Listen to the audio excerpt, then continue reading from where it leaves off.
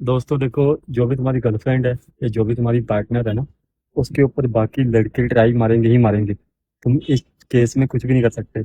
इस केस में सिर्फ और सिर्फ दो चीज़ें होती हैं कि पहले नंबर पे ये कि तुम्हें कभी भी जेलस फील नहीं करना होता, और दूसरे नंबर पे ये है कि जेलस फील ना करने का मतलब ये होता है कि तुम्हें उसके ऊपर कोई रिस्पॉन्स नहीं देना।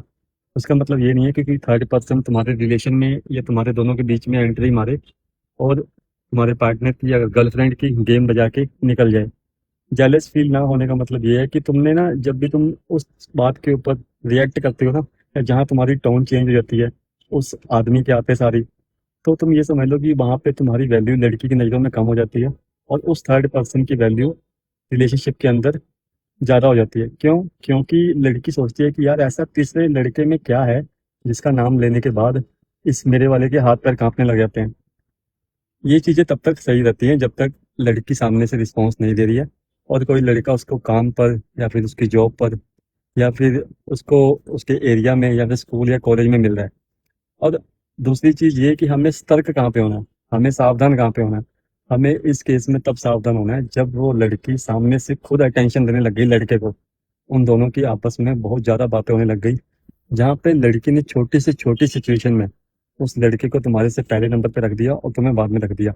मान लो तुम्हें उसने उस लड़की को मिलने के लिए बुलाया और उस लड़की ने बोल दिया कि नहीं, मैं उसके साथ जा रही हूँ, तुम्हारे साथ मैं बाद में मिलूंगी।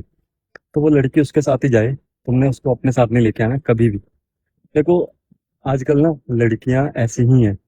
लड़कियां ना कभी भी जो उनको मेल अटेंशन मिलती है ना, उसको बंद नहीं करना चाहती, और अगर उनको समझाओ तो उनका दिमाग ज़्यादा खराब होता है। इस केस में तुम कुछ नहीं कर सकते।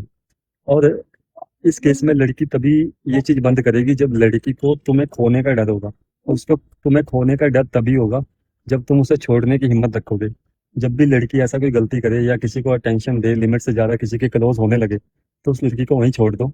अगर तो वो सॉरी मांगती है, दोबारा वो गलतियां नहीं करती है, फिर तो उसको एक चांस दे दो। अगर वो दोबारा से फिर वही सब कोई लड़के बदल बदल के सेम लोगों से अटेंशन ले रही है, बातें वगैरह कर रही है, नए नए दोस्त बना रही है, तो तुम ये समझ लो कि वो लड़की ना एक गवर्नमेंट स्कीम की तरह है जिसका हर कोई फायदा उठाना चाहता है।